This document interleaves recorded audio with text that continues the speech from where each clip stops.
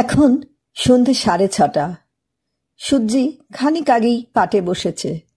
Strand রোডের হ্যালোজেনের আলোগুলো টুকটুক করে জ্বলে উঠছে একে একে। এই রাস্তাটা চলে গেছে সেই কালাদান নদীর জলফোয়ারা বরাবর। শহরের কেন্দ্রস্থলে বিভিন্ন বাণিজ্যিক এবং প্রশাসনিক ভবনগুলোকে যুক্ত করেছে। সারাদিন জুড়ে এখানে ব্যস্ততা, আর সন্ধ্যের পরে তো কথাই নেই, যেন মানুষের ঢল নেমে আসে রাস্তায়। স্ট্র্যান্ড রোড থেকে সরু সরু শাখা গলি বেরিয়ে আশেপাশের মহল্লার বিভিন্ন দোকানপত্র ঘরবাড়ি পর্যন্ত ঢুকে গেছে। এই গলিগুলোকে এখানকার লোকেরা বলে মং ইয়ে লেন। আলো হাওয়া দুয়েরই চলাচল এখানে কঞ্জুসের মতো। ইউ আউং লেন এরকমই একটা গলি। গলির মুখেই সেজে গুজে দাঁড়িয়ে আছে মারলার। গলির আলো আঁধারি থেকে হ্যালোজেনের জেল্লায় মোড়া অদূরের জনাকীর্ণ বড় রাস্তাটা দিব্যি নজরে আসে।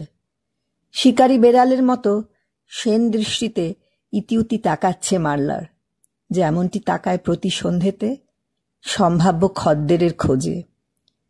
যদিও বৌদ্ধ সংস্কৃতিতে সমৃদ্ধ দেশ হওয়ার মিয়ানমারে পতিতাবৃত্তি অবৈধ, তবু এই আদিম বৃত্তি বেছে নেওয়া ছাড়া ওর আর কোনো অন্য পথ খোলা ছিল না। চারদিক এখন খুব জমজমাট। শীতের সন্ধ্যারাতের জীবন আনন্দ ফুর্তিতে বেশ মজে উঠেছে। প্যাঁ প্যাঁ করতে করতে ওর প্রায় গা ঘেঁষেই চলে গেল একটা খালি সাইকা। থিরির বেজার রাগ হলো, মিনসে চোখের মাথা খেল নাকি। ও একটা অশ্রাব্য গালি ছুড়ে দেয় সাইকা চালকের উদ্দেশ্যে। চালক ছেলেটা উঠতি বয়সের রোমিও। থিরির গাল শুনে গাড়ি চালানো থামায় না, শুধু এক ঝলক ঘাড় ঘুরিয়ে মারলারকে দেখে, আর তারপর ঠোঁটে মিচকি হাসি টেনে একটা উড়ন্ত চুমু হাওয়ায় ভাসিয়ে দেয় মারলারের উদ্দেশ্যে। মারলার পিচিক করে একদলা থুতু ফেলে মাটিতে। মনে মনে ভাবে, সাইকাগুলোর খুব বার বেড়েছে। ভারী তো 3 চাকার রিক্সা, তার আবার দেমাক কত। কথাটা ভেবেই মনে হলো, না, সময় সময় এই সাইকাগুলোই খুব কাজে দেয়। ওদের ছাড়া মারলারদের মতো সাধারণ মানুষের জীবনটাই তো অচল। বেশ কিছু ক্রেতা রাস্তার উল্টো দিকের ভ্রাম্যমান সালাদ ওরফে থোর স্টলে ভিড় জমিয়েছে। চেনে মারলার ওই স্টলের মাঝবয়সী মালিককে। ওর নাম মিন্থু। উনি ঠিক শেষ বিকেলের দিকে এখানে ওনার পুশকার্ট নিয়ে চলে আসেন। হালে একটা বাচ্চা ছেলেকে রেখেছেন, সে থালা বাসন ধোয়াধুয়ি, খাওয়ার পর টেবিল মোছামুছি এসবে মিনকে সাহায্য করে। সন্ধে লাগতে না লাগতেই খদ্দেরদের আনাগোনা চালু হয়ে যায়। ভরা গ্রীষ্মের মাসগুলোতে খুব চলে এই থো। যে সন্ধ্যাগুলোতে খদ্দের দেখা পাওয়াই ভার হয়ে ওঠে আর ঠায় দাঁড়িয়ে থাকতে থাকতে খিদে পেট চুই চুই করে, মারলা তখন একটা সাদামাটা ইয়েন শোয়ে থো বা ভাতের সালাদ অর্ডার করে। তার চেয়ে বেশি দামে কিছু কেনা সেদিনে ওর পর্তায় পোষায় না। খেতে খেতে লক্ষ্য করেছে বেশ কয়েক রকমের থই রয়েছে মিনের সম্ভারে। থো শোয়ে, টফু থো, পাদাটকার থি থো, গান টুকরোর থো, অনেক রকম। রাস্তার বাম দিকের কোণে ঠেলাগাড়িতে পেঁপে আর টসটসে কাঁচা মিঠে আমের কেটে রাখা ফালি, লবণ আর ভাজা শুকনো মরিচের গুঁড়ো ভরা। ছোট ছোট কাগজের ঠোঙা সাজিয়ে পথ চলতি লোকেদের দৃষ্টি আকর্ষণের জন্য হাকডাক করেন নাসির চাচা। উনি একজন রোহিঙ্গা মুসলমান, রাখাইন রাজ্যের তনগুপ টাউনশিপ থেকে আসেন এখানে। মাঝে সাঝে ওনার কাছে বসে রসে টইটুম্বুর, রামবুটান, কাঁঠাল, কলা এসবও মিলে যায়। মারলারদের মহল্লার অনেক মেয়েকেই বাকিতে আমটা কলাটা দিয়ে থাকেন।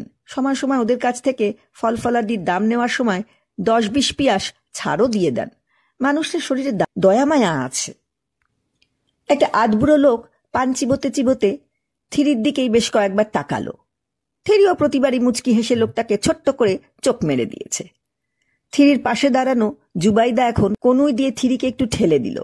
থিরি দেখল লোকটা রাস্তা পার হয়ে থিরিদের দিকেই আসতে উদ্যত হয়েছে। থিরি এবার পিছন ঘুরে গলির ভিতর এগোতে শুরু করলো। চোখের কোণ দিয়ে শুধু দেখে নিল লোকটা ঠিকঠাক ওর পিছু পিছু আসছে কিনা। মহল্লায় প্রবেশ করে থিরি ওর বন্ধ ঘরটার সামনে এসে দাঁড়ায়। লোকটাও এখন ঠিক ওর পিছনে। 20 বছরের উদ্ভিন্ন যৌবনা রাখাইন বৌদ্ধ মেয়ে থুরি মারলার তার মনোলোভা শরীরটাকে প্রতি রাতে লোলুপ মানুষগুলো নখ দাঁত দিয়ে ছেড়ে লালসার জিভ দিয়ে লেহন করে, আর সেই দুর্বিষহ মুহূর্তগুলোতে নিজের শরীর থেকে মনটাকে সম্পূর্ণ বিচ্ছিন্ন করে ফেলে থিরি। চোখ বন্ধ করে ও ডুব দেয় নিজের গহীন অন্তরাত্মায়। চোখের পাতায় সেজে ওঠে মায়ালু স্বপ্নরা। ও আর আনোয়ার বিয়ে করে ঘর বেঁধেছে রাখাইনের সেই চেনা গ্রামে, যেখানে ছোট থেকে বড় হয়ে উঠেছিল ওরা একসাথে, আবিষ্কার করেছিল একজন আর একজনকে। সকাল সাঁঝে দুজনেই কাঁধে কাঁধ মিলিয়ে চুটিয়ে কাজ করে, আর কাজ শেষে দুজনে হাত ধরাধরি করে হেঁটে যায় সেই চেনা আলপথ দিয়ে পুরনো বন্ধুদের সাথে মিলতে, কিংবা আত্মীয় স্বজনের বাড়ি গিয়ে হাসি গল্প হই হুল্লোড় করতে, পরিবারের সবার সাথে ভালো মন্দ খাবার দাবার ভাগাভাগি করে খেতে। তারপর সন্ধ্যের মুখে কালাদার নদী, যেখানে 9 মুখে ভাগ হয়ে বঙ্গোপসাগরে নিজেকে মিশিয়ে দিয়েছে, সেখানে গায়ে গা লাগিয়ে বঙ্গোপসাগরের জলের ফেনায় পা ডুবিয়ে চুপটি করে বসে থাকে দুজনে পাশাপাশি। তীর আছড়ানো ঢেউয়ের গভীরে ওদের পায়ের আঙুলগুলো একে অপরকে নিবিড়ভাবে জড়িয়ে থাকে পরম বিশ্বাস আর গভীর নির্ভরতায়। এই কুলটা মাগি, চোখ বন্ধ করে ঢং করিস? এতই যদি আদিক্ষেতা তো লাইনে আছিস কেন? হঠাৎ একটা প্রবল ঝাঁকানিতে মারলার স্বপ্ন ভেঙে গেল, খান খান হয়ে গেল। ওর এই রাতের খরিদ্দারটা দেখতে মানুষের মতো, কিন্তু আচার আচরণে হিংস্রতম সাপদকেও লজ্জা দেবে। থিরির স্বপ্নের শয়সার ভেঙে গেল। ভাঙবে তো বটেই। বাস্তবে যে পৃথিবীতে থিরি বাস করে, সেই ঘৃণা, অবিশ্বাস আর নিষ্ঠুরতার বাতাবরণে আনোয়ার আর তার একসাথে জীবনপথ চলা নিষিদ্ধ।